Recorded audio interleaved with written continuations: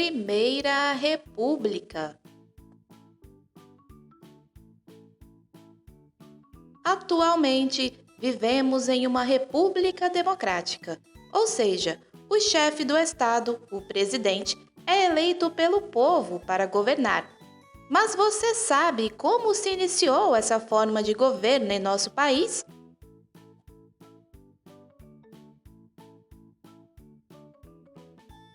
A Primeira República, também conhecida como República Velha, compreende a fase inicial da instauração do período republicano no Brasil.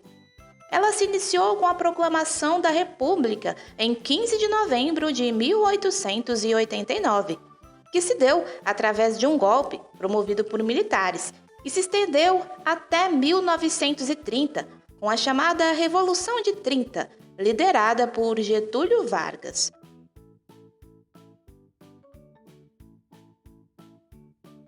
A Primeira República se organiza em dois períodos: a República da Espada e a República dos Coronéis, também chamada de República Oligárquica ou ainda a República do Café com Leite. República da Espada, de 1889 a 1894. Como a proclamação da República se deu por meio de um golpe militar, seus primeiros presidentes foram militares.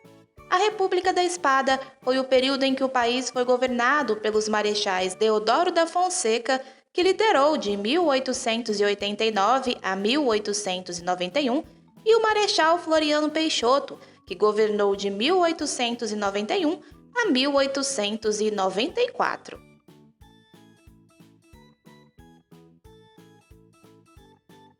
A República da Espada se caracterizou pelas fortes tendências militares no país, principalmente no que tange à centralização do poder, com a extinção do Conselho de Estado e também do poder legislativo da época, que era o Senado e a Câmara.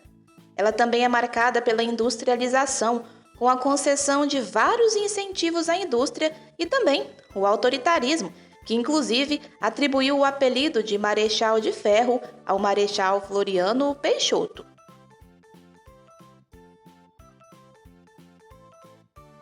República Oligárquica ou República dos Coronéis ou ainda República do Café com Leite, que vigorou de 1894 a 1930.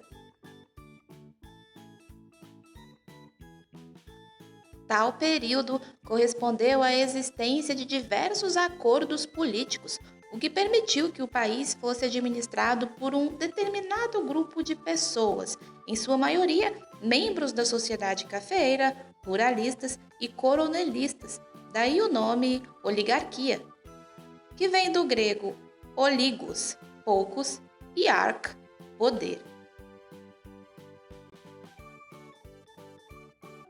A República Oligárquica teve 12 presidentes, dos quais 8 eram paulistas ou mineiros, que respectivamente correspondiam às potências cafeeira e leiteira do país. Por isso, também recebeu o nome de República Café com Leite.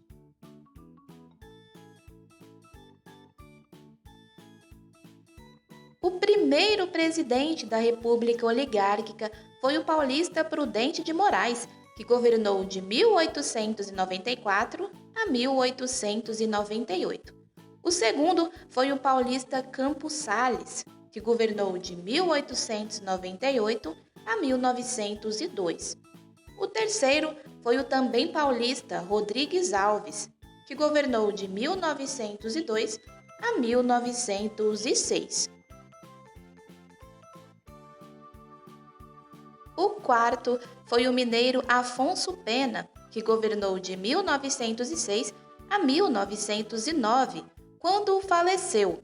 Então, assumiu seu vice, o quinto presidente do Brasil, o carioca Nilo Peçanha, que governou de 1909 a 1910.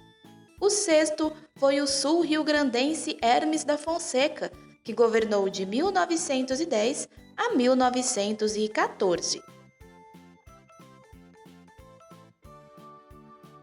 O sétimo foi o mineiro Venceslau Braz, que governou de 1914 a 1918. Em 1919, o oitavo presidente eleito também foi Rodrigues Alves, o mesmo de 1902. Porém, faleceu em decorrência da gripe espanhola e não pôde assumir.